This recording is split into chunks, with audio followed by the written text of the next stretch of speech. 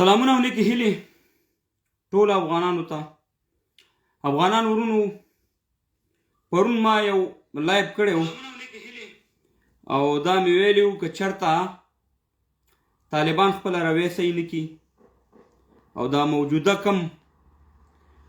د عوامو سره یې چې ظلم راغستی دا صحیح نه کړي، نو ډېر ژر به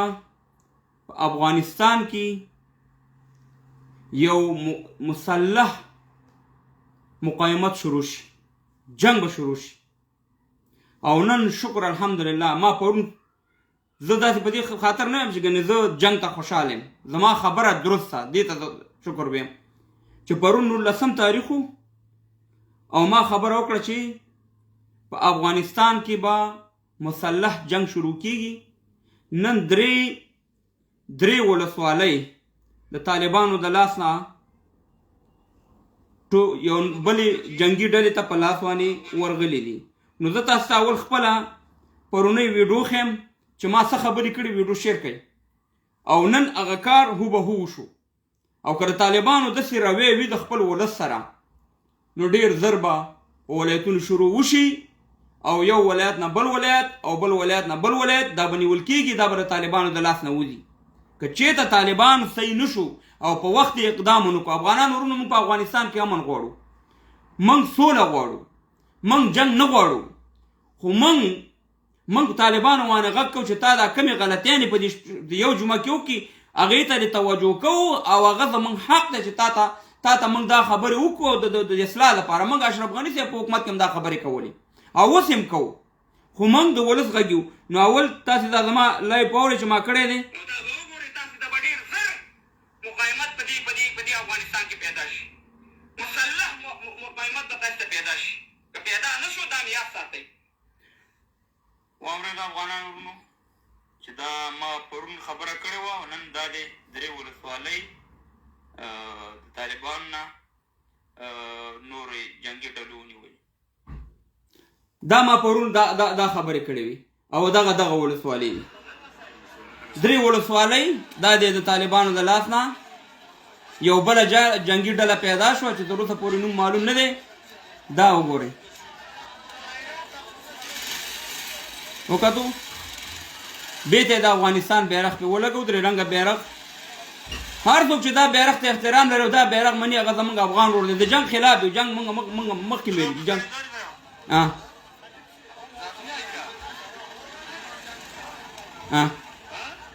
دا ویډیو به تاسې وبې وګورئ، خپله به په سوشل میډیا کې وګورئ. نو افغانان ورونو، موږ همیشه د حق خبره کړې، همیشه هم د ولس خبره کړې، خو موږ دا خبره کوو طالبانو مشرانو ته چې یو د ملي بیرغ نه ته نه تېرېږو. افغانستان به افغانستان یا افغانستان اسلامي جمهوریت دی، ځکه ملي بیرغ دا زما حق دی، دا زما مور ده، دا زما د مور څادر دی، زموږ د افغانانو د مور څادر دی. د دې نه یو انچ هم یو افغان نه تېرېږي. ښه یې واوره د طالبانو مشرانو ته ویو. بل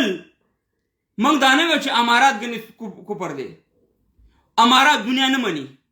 د امارات په وجه باندې چې امارات دلته راشي، زما افغانستان بالکل د منځه دی، د دنیا د نقشې نه ختمېږي.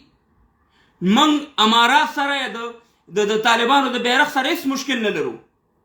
خو خبره دا ده چې دنیا ته قبول وړ نه دی، افغانانو ته قبول وړ نه دی. زه کمې غلطي نه ته ښیم چې دا یو جمعه طالبانو وکړي. اول چې تاسې راننواتئ، انتهایي ظلم هم دا وکړو چې د افغانستان هغه 102 کالو بیرغ تاسې لاندې راښکته کړو. تاسې یو تنظیم هستئ، دا د یو تنظیم بیرغ دی، د اماراتو اسلامي، دا یو تنظیم دی، یو د پارټۍ حیثیت لري. تاسې یو دا ډېره غلطي وکړه، ټول افغانان هم ځان ته دشمنان کړه. دویمه غلطي هم دا وکړه چې کوم سړی بیرغ رالي تاسې ورپسې چوکه رالئ. 14 ځوانان هم زموږ شهیدان کړه، 14 افغانان هم په بیرغ باندې شهیدان کړه. د زما د افغان په لاس کې خو څه بایبل کتاب نه و، څه د یهودي بیرغ خو په لاس کې نه و، د دې خپل وطن د دې خپل مور څادرې په لاس کې و. تا هغه ویشته، تا هغه وټکول، تا هغه وروره سي مهربانه بدبخته کړه. د یو بن لادن په خاطر باندې خو ستا حکومت په 2001 کې تللی و، د دې بیرغ په سر باندې به ستا د حکومت د لیبیا د منځه به ځي. زه دا خبرې تا ته ځکه کوم چې بله ورځ بیا تاسې ونه ووایئ چې په موږ باندې خو م غاړه خلاصه کړې وې ځکه او زه به نن ستا دا اسلامیت هم ومنم چې کوم طالبانو هغه 14 کسان د بیرغ په سر باندې شهیدان کړي هغې ته تا هغه اعدام کړي او تا هغه راولي ځکه هغې کې د محکمې ضرورت نشته ځکه زه به بیا ومنم چې ته واقعي شرعي نظام واقعي د شرعي غوښتونکې واقعي په شرایط باندې روانې واقعي په اسلام باندې روانې چې د دې 14 کسانو شهیدان کړي کوم طالبانو چې دا ایستلي دي هغه طالبانو ته سزا ورکړي او هغه اعدام کړي که نن په ولس کې سړی راپاڅېږي او طالب وولي ته به ورته څه دغه کې ته بیا همداسې پرېږدې نو دا ستا انصاف به دلته معلوم شي او بل دا دی چې دلته 50 که 40 ملکونه راله هغې زمانه دا بیرغ وانغستو ته زمانه څنګه دا ملي بیرغ اخلي ته زمانه څنګه دا بیرغ په کوم جرأت اخلي نو خبره دا ده چې اوس د سر وخت دی طالب جانه موږ ډور د جنګ نه ستړي وو دغه جمعه چې تېره شوه موږ ټول خوشحاله چې شکر دی چې خدایه هغه 200 یو سل کسان چې روزانه مړه کېده شهیدانېده بمونه او دا بدبختي هغې نه خلاص شو خو وطن خو بدبختیانو ته لاړو دې کې شک نشته د وطن نظام هم لاړو د بدبختیانو طرف ته نن هر یو افغان تاوانې دا غږ کوي چې موږ ته په دریشي کې عسکر پکار دي موږ ته په دریشي کې ترافیک پکار دي موږ ته په دې جامو کې دا تعلیم نه دی پکار زه دا درته وایم طالب جانه دا زما خبرې نه دي دنیا دې بدناموي د دنیا میډیا دې بدناموي دغه ویډیوګانې ټوله دنیا ګوري دغه حالت ستا ټوله دنیا ګوري دنیا نن ټول دنیا تاوانې پیسې بندې کړي ته د کوم ځای نه دا وطن په څه شي چلې د ټولې دنیا که امریکا وې که نور یوروپین ملکونه وې که اسلامي ملکونه وې ټول حکومت بند کو ټول به وروره موږ په رسمیت بیا نه پېژني وجه څه شی ده چې هغه ستا دا چې رالې دا راوې چې ستا وکتله نن خو سبا خو د سوشل میډیا زمانه ده دا خو ما ته ویل چې دا د 2 نوي 6 نوي 2 نوي وخت نه دی اوس ځوانان یې شوي نو موږ په طالبانو باندې غږ کوو چې دا حالت ستا د کنټرول نه وځي یو خو دې دا غلطیانې وکړې په یو جمعه کې چې ملي بیرغ دې زموږ د مور صادر دې په ځمکه راګزار کو بیا دې ورپسې راپاسې د مشران دې اعلان کوي چې یاره ملي بیرغ پورې چې څوک یې لګوي د هغې خپله خوښه ده بیا د طالبان راپاسېږي ویډیوګانې دا دي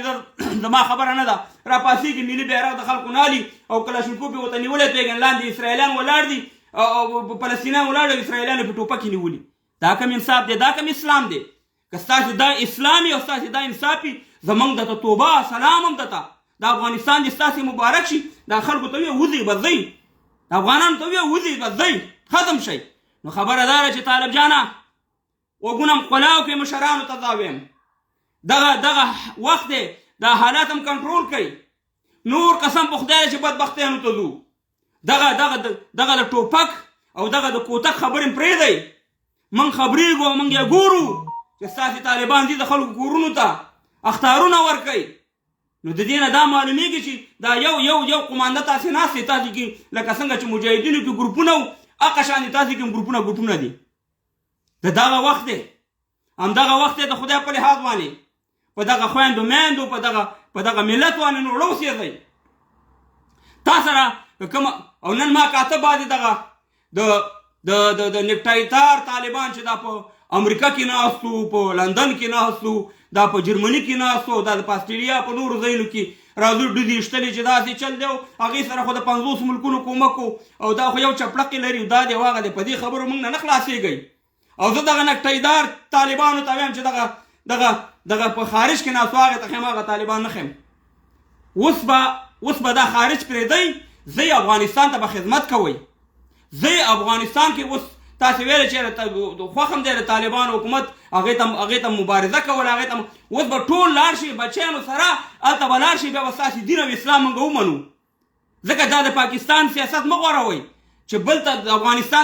افغانستان ته شریعت غواړي او ځان ته ایلمنډۍ غواړي د کفر قانون غواړي نو چې ته دلته دې ځای نه ناست وي او فتواګانې دې د امریکې او د بل ځای نه ورکولې چې افغانان ووژنئ مړه کوي کابلیان مړه کوي او بس تاسې به جنت ته لاړ شئ نن بس تاسې زور زه وګورم چې تاسې د امریکې نه د خپل بچیان او خپله راشي په افغانستان په کې کابل کې واړوئ چې بیا تاسې ته معلومات وشي خبرې کول په فیسبوک باندې ډوډۍ ایشتل دا ډېره اسانه خبره ده خبره دا افغانان ورونو چې موږ هر یو خبره په دغه کړې ده په دلیل په منطق هم کړي رښتیا حالونه مې تاسو ته ویلي. نن دا دی زما خبره، شکر الحمدلله پرون مې لایف کړی، نن هغه زما خبره په درسته شوه او ما ته معلومات و. داسې نه چې زه ګنې چا نه معلومات علم. زما هغه خپله تجربه، زما هغه خپل عقل دا وایي چې موجوده چې طالب څه رقم روان دی دا په غلطه روان دی. دا د دې اصلاح لپاره دا خبرې زه کوم. زه درته دا په ګرنټۍ ویم چې افغانستان کنټرولول د طالب کار نه دی. جنگ بیل شی دی، حکومت بیل شی دی. و افغانان ورونو د تاسو ته یو خبره کوم چې دا هغه بدبخته ورځ وه چې مجاهدین حکومت ته راله په 92 کې. انتهایي توره ورځ وه د افغانستان. ځکه په کار دا وه چې ډاکټر زیم نجیب سره یو ځای حکومت جوړ کړی وی او کار اهل کار ته سپارلی وی چې کوم مجاهدین د کار وو هغه مجاهدینو سره د حکومت سره یو ځای شوی. ډاکټر زیم نجیب حکومت د بدبختیانو نه به خلاص وي. ټول وروره پکې 90% پکې بېسوادانو د امضا ځای نه پېژندل. ویل د امضا ځای راته وښیه په کوم ځای کې امضا کېږي. افغانستان لاړو ګړنګونو او کندو ته یې ورګزار کړو او همداسې دین دا غلطي کوي. نو موږ دا ویو چې اولنی اپشن خو دا و چې د امریکایانو سره په کومه ورځ سوله شوې وي. زما لایفونه قاري صاحب خوستي سره پراته دي، زما لایفونه موبین صاحب سره پراته دي. ما ورته 1.5 کال 2 کاله مخکې دا خبره کړې، اوس یې نه کومه چې راشئ ورشئ وګورئ هغه لایفونه. ما ورته وویل چې تاسې ناکامه استئ په سوله کې. حکومت په هغه 15,000 بندیانو کې ناکام و چې هغه نه یې راپرېښودل. ما ورته ویل چې دغه ټیم دی، خپل دماغ هم استعمال کړي. موږ همیشه جنګ ګټلی دی، د سیاست میدان هم بیللی. همدغه وخت دې اشرف غني صاحب سره سوله وکړه، خو 2 چوکۍ اخوا یا 2 چوکۍ دې خوا. نو دغه ملي اردو خو به هم اوس پاتې وه، کمانډو خو به هم پاتې وو. دغه کوم چې بېعزته شو، کوم چې په دنیا کې وشرمېدو، د دې شرم نه خو به بچ وې. او پرون ما یو څو دغه بېادبي دي ډېره ما پې دا چمچي دا بوټ پالشان چې کله روسانو ته زنده‌باد وایي، کله امریکایانو ته او کله د اشرف غني صاحب حکومت ته او کله مجاهدینو ته او اوس طالبانو ته زنده‌باد وایي. نو پرون لګیا دي چې نن خو موږ د استقلال ورځ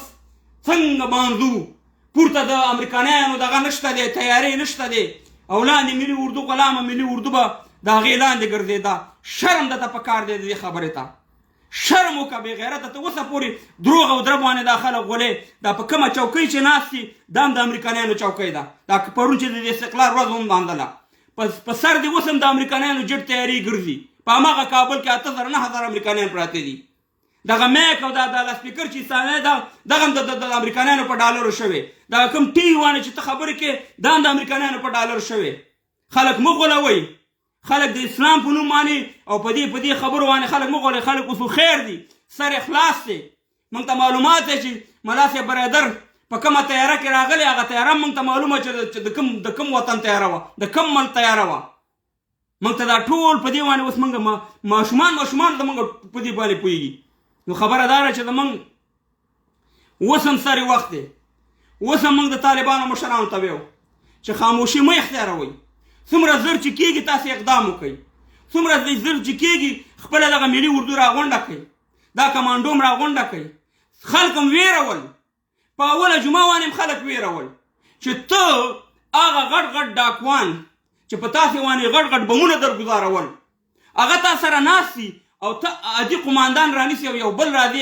هغه وژنې، هغې ته اختارونه ورکړې. نو تا سره به څوک حکومت وکړي؟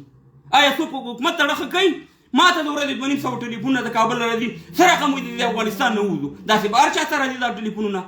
خلک مه ترور کوئ. بیا د هغه شپږ نه اووه نوي غونته کې حالات مه جوړوئ چې وطن ډاګه شي.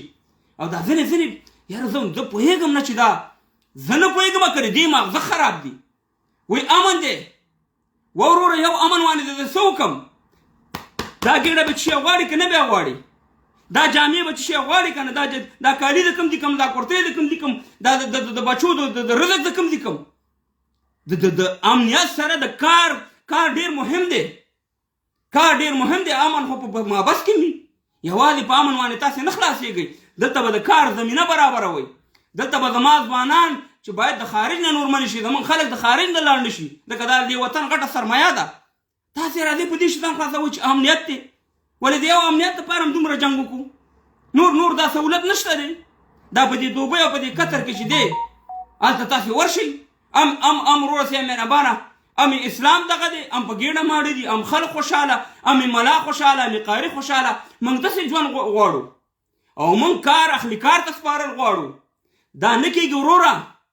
چې یو سړی دی راځي وروره د ټول شفاخانې مشر دی رئیس ټاکل کېږي او هغه بیخي په طب په دغه باندې خبر نه دی د ډاکټرۍ په اصولو خبر نه دی یو سړی دی راځي د پوهنتون مشر کېږي دي هغه بیخي دې بخش کې تجربه نه لري نه کار اخلي کار ته دا خبرې نورې نشته چې دا خلقي دی او دا پلانې دی او دا بستانې دی دې باندې وطنونه نه جوړېږي دغه وطن به همدغه خلک جوړوي همدغه افغانستان کې نو انتهایی غلطي مو کړه زه ملا برادر صاحب ته وایم نورو د طالبانو مشرانو ته وایم چې موږ د ملي بیرغ د جمهوریت نه د دې شیونو نه بلکل نه تېرېږو ځکه په دې علاوه زما وطن د تبعي طرف ته دی زما وطن ورانېږي موږ د دنیا د نقشې نه ختمېږو موږ یو مسلمانان 9% موږ مسلمانان یو او ملي بیرغ چې دی دا ملي بیرغ دا بعضې دومره منافقین دي طالبان درته نه ښیم دغه دا یو څو د پیژنم په دې فیسبوکونو کې چې دا دلته خپل بچیان د امریکانیانو د انګریزانو د استرالیانو بچیانو سره په شریکه ناستي په جنکۍ او ښځې ګډوډ په یوې سکول کې او هغه راځي زما د ملي بیرغ په باره کې توهین خبرې کوي او لګیا دي چې دلته دا شوي او هغه شوي دي و چې دا 20 کاله اشغال تېر شوی دا 20 کاله اشغال خو په دې ارګ هم تېر شوی دا ارګ هم وران کړئ که نه وارې کړئ داسې ختم یې کړئ دا 20 کاله اشغال چې په دې افغانستان تېر شوی په دې جوماتونه هم تېر شوی دا جوماتونه هم ختم کړئ دا 20 کاله اشغال چې تېر شوی په دې کابل په بلډینګونو تېر شوی دا هم ختم کړئ دغه چوکۍ میزونه دا هر شی ختم کړئ نو دا اشغال خو بیا چې تېر شوی چې یو بیرغ سره ستاسو دښمني ده او نور شیونه چې په اشغال لاندې تېر شوي خیر دی دا خلک هم ټول مړه کوي دا 6 میلیونه دغه چې اوسېږي په کابل کې دا هم د تېغ نه تېر کې ختم کړي ځکه د پاسه په اشغال تېر شوی بس په دې منافقینو خبرو باندې خلک مه غولوئ منافقینو ټول عمر هم د اسلام په نوم خلک غولولي زه نن طالب جان ته دغه خبره کوم طالب جانه واوره او ټول افغانان یې واورئ چې خدای ته وګورئ چې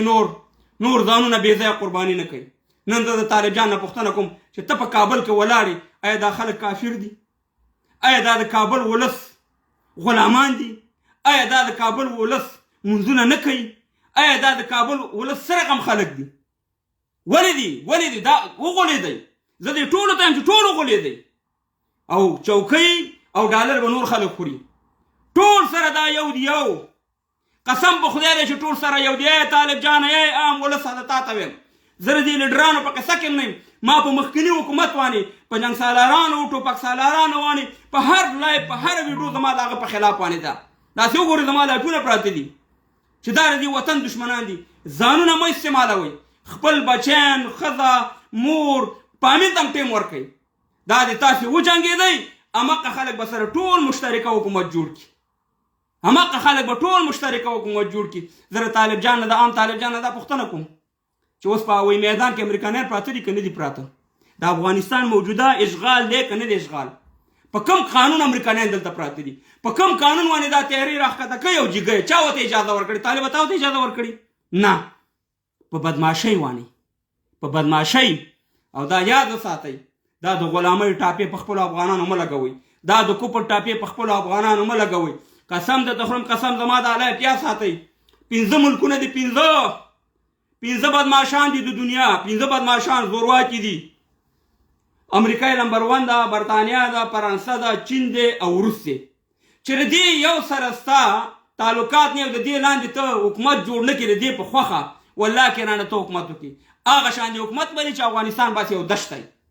نو خامخا به دې خلکو سره لین دین ساتي تا سره چې دا خلک کومک کوي دا زمونږ د ترور زامن نه دي او نه هم د تره زامن دي دا چې ما ته پیسې راکوي زما افغانستان ته یا نور ملکونو ته پیسې ورکوي هلته ورته وایي چې دا شروط به زما مني په هغه شکل یې درکوي دا اوس به زه وګورم چې افغانستان به د افغانستان به اوس موږ څه شي چلو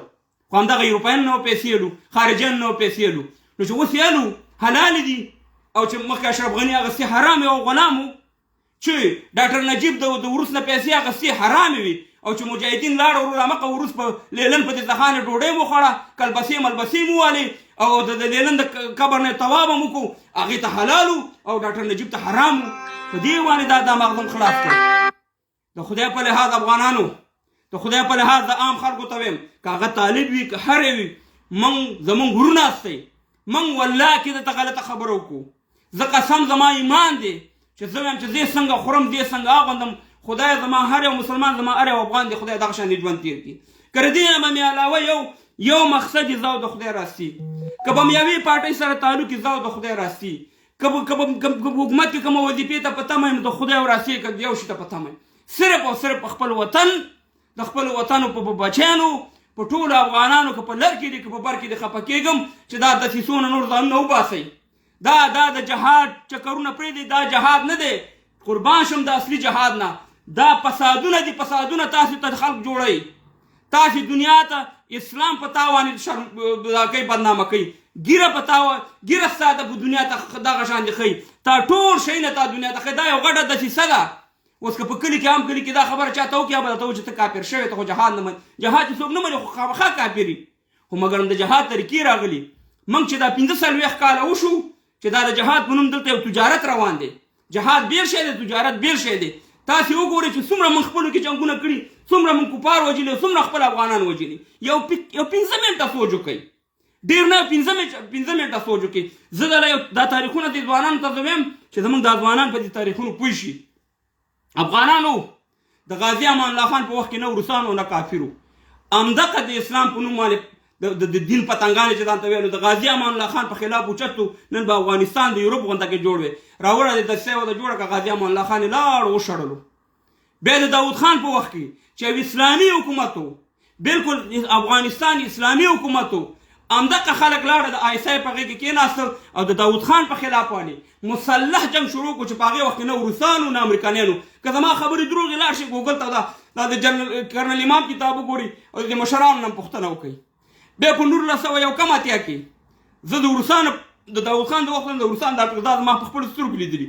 د 1981 کې روسان رااله روسان په اتیا کې رااله خو د ترکي حکومت راغی بیا د حفیظ الامینو 3 میاشتې کې څومره وو بیا د ببرکانور سره سم روسان رااله موږ اته کاله جهاد دلته روسانو سره وکړو په دې کې هېڅ شک نشته چې هغه جهاد نه و یو سپېڅلی جهاد و زموږ مشرانو کړی زما پلار په جهاد کې تللی زما ټول فامیل په جهاد کې تللی ما و شهیدان د خپل کور نه ورکړي اته شهیدان خپل کور نه مې ورکړي په دې جنګ کې نو چې کله روسان وواته بیا څوک پاتې شو خپل افغانان خپل مسلمانان نو بیا جهاد د چا په خلاف و بیا د دې خپلو افغانانو په خلاف دې جهاد کوو خو بله غټه ډرامه دا وه چې دا مجاهدین به د روسانو په خلاف جنګېدو نو دی به خپلو کې یو بل سره وجل په جبهو کې یو مجاهد به بل مجاهد په خلاف باندې جهاد کوو د شمشتو کیمپ والا چې و د کچه غړۍ والا ته کافر ویلي د کچه غړۍ والا چې و د یکاغون والا ماجرو ته کافر ویلي او افغانانو تاسو ته دروغ نه وایم د دې مشرانو نه پوښتنه وکړئ او افغانستان مکمل ورته د کفر دغه ګرځولی ښه دا چې اوس 4 کاله د خپل نظام خپل ملي اردو یې وژله خپل نظام یې تباه و برباد کړو دا د دین پتنګان راله وروره په کابل راننوته په 290 کې دلته وروره یو رقم ته وحشت وکړو چې په دې کابل کې خلکو چغې کړي ویلې زموږ هغه روسان خوښ خو تاسې خوښ ناست دی بیا خپلو کې سره جنګونه کوو هغې ته به هم جهاد ویلي دی به دې ځای نه میزایل ایشتو کابل به یې پیشتو هغه به د هغې طرف نه ایشتو ده به میلې تکبیر الله اکبر دی بل به میلې تکبیر الله اکبر زه دروغ درته نه ویم خویندې میندې خودکشیانې وکړي دی هر یو ځان د ټول قماندانان خو نه ښیم اکثر له قماندانانو بېادبي د ما په جنکیانو څه کې هلکانې ځان ته ساتلي وو دا دروغ خبرې نه دي زه د حقیقت خبرې کوم ښه یو بل سره ښه چې ووجل وروره 14 حکومت یې په کابل کې جوړ کړي 14 4 او 10 او 15 په دغه کې جوړ کړي د جنګ په دوران کې په پاکستان کې او په ایران کې جوړ کړي اماقه ټول انتقال کړه افغانستان ته چې ښایي دا ملي اردو یې ختمه کړه ښه زموږ ټانګونه یې ختم کړه ښایي زموږ بدبخته کړو زموږ خویندې میندې یې بدبخته کړي ښایي دا وطن داسې کوو چې ښه داسې مکمل د بیخ نه دا کابل ویستلو دلته به طالب جان راغی خالي یو سپین بیرغ و او د دې منډې وې څوک پاکستان ته منډې و څوک تاجکستان ته منډې لاړه ته غلطه وروره مېره لاړه ښه طالبان چې راله طالبانو په خلاف باندې به بل جهاد اعلان شو د طالبانو او د افغانانو په خپلو منځونو کې جنګ و دا هم یو جهاد و نو افغانانو ورونو بس قسم درته خورم چې نور ستړي شو د خپلو خلکو د خدای په لحاظ باندې د دې خپل وطن نور خدمت وکړئ دا ټوپک چې تا موږ له چا راکړی دا نه ما جوړ کړی نه طالب جوړ کړی نه مجاهد جوړ کړی خو ټوپک به یو روسیه راکوي یا به چینایي راکوي یا به امریکنی راکوي یا به پاکستان پنجاب راکوي هغه د چیش دپاره ماته لاس کې راکوي چې زه پې خپل ورور ووژنم زه پې خپل وطن وران کړم دغه بل کار نه دی د الله د رضا لپاره نه راکوي او ما مخکې ویلي چې د کم جهاد شاته امریکا او پاکستان وي د هغې جهاد نه به فساد جوړېږي د افغانستان د طبعي بربادۍ به دغی ځکه چې پاکستان هم زموږ ښکاره یو دشمن هیواد دی او امریکا هم دواړه موږ ته والله کې د الله په رضا راکوي همدې دپاره یې راکوي چې موږ خپلو افغانان ووژنو نو زما د خبرو مطلب دا و چې موږ په خپلو طالبانو مشرانو غږ کوو چې دن خو 3 ولسوالۍ سقوط شوي سبا به 6 سقوط کېږي بل ورځ به په ولایتونو شروع کېږي د خدای دپاره او د دې ځوانانو لونه مه ماتوه زموږ اصلي اکثریت چې دی د ځوانانو دی دلته په میلنهاو افغانان په خارج کې اوسېږي دا د وطن یو غټه سرمایه ده په څو لایفونو کې دا خبرې درته ما وکړي هغه مخکیني حکومت هم زموږ خبرې نه اورېدي دلته ولاکې ما یو ورځ سفارت کتلی چې یو پروګرام یې نیولی موږ افغانانو ته زما ځان مطلب نه دی چې راشي افغانانو دا ستاسې سفارت دی نن هم د استقلال ورځ ده نن د خوشحالۍ ورځ ده تاسې راځئ دلته ما یو پروګرام جوړ کړی موږ په خپلو پیسو ونو پروګرامونه جوړ کړي موږ دغه سفیران موږ را دعوت کړي دي نو زه تا ته هم ویم چې په دې بیرغ باندې په ملي بیرغ باندې دا افغانان مه خفه کوه دا افغانان مه خفه کوه ګنې د بن لادن سره په سر په وجه باندې چې ستاسې حکومت نسکور شو همدغه شان به د دې بیرغ په سر باندې ستاسې حکومت نسکورېږي دلته په میلیونهاو افغانان د خپل وطن د خپل ملي بیرغ سره مینه لري د دې نه علاوه موږ چې دا د خدای لکه چې هر یو فامیل موږ مړه شو خو والله کې د دې ملي بیرغ نه تېر شو ځکه دا زما شخصي دغه نه دی دا زموږ حق دی دا زموږ سالم حق دی دا زموږ وطن دی دا نه کېږي چې نور تاسې هر یو پارټي راځئ دلته جنګ کوئ اخره کې خپل بیرغ ولګوئ دا خو توهین دی ټولو افغانانو ته 50 ملکونو چې دلته راغله هغې اخوا نه کړو تاسې رالئ وروسته یې مهربانه اخوا هم کړو نو خبره دا ده چې دغه 14 کسان چې کوم شهیدان شوي او دا د ملي بیرغ په وجه باندې موږ د طالبانو مشرانو نه دغه کوو چې ستاسې شریعت ستاسې اسلامیت ستاسې افغانیت ستاسې بشردوستي به اوس معلومه شي چې دې خلکو ته تاسې سزا ورکړئ دغه خلک تاسې اعدام کړئ ځکه چې د خپل بیرغ په سر باندې زما افغانان شهیدان کړي نو دې اواز به اوچتو افغانان ورنو په الله سپارمه سبا په لندن کې انشاءالله 21 تاریخ د 21 اګست 2021 کال په 12 بجې باندې به مظاهره شروع کېږي ما د لاندې پوسټ کړی دی ادرس هم لیکلی موږ به ټول افغانان انشاءالله ټول راغونډېږو په غټ تعداد کې افغانان راځي او انشاءالله پیدل به همداسې مارچ کوو 3-4 ځایونو ته اخر به د برطانیه د صدراعظم دفتر مخې ته ودرېږو چې موږ په افغانستان کې جنګ نه غواړو زموږ مظاهره چې ده معلومه ده موږ د خپل ملي بیرغ غوښتنه کوو د خپل وطن کې سوله امن غواړو او دغه جنګ چې په دې کفارو دې امریکایانو شروع کړی د دې مسؤلیت د دې دی ځکه دې دا جنګ شروع کړی موږ دا جنګ بدلول غواړو موږ په د امن په فضا کې د یووالي په فضا کې موږ خپل وطن جوړول غواړو دغه مقصد دی د جلسې ته راشي دا کومه سیاسي جلسه نه ده ټول افغانانو ته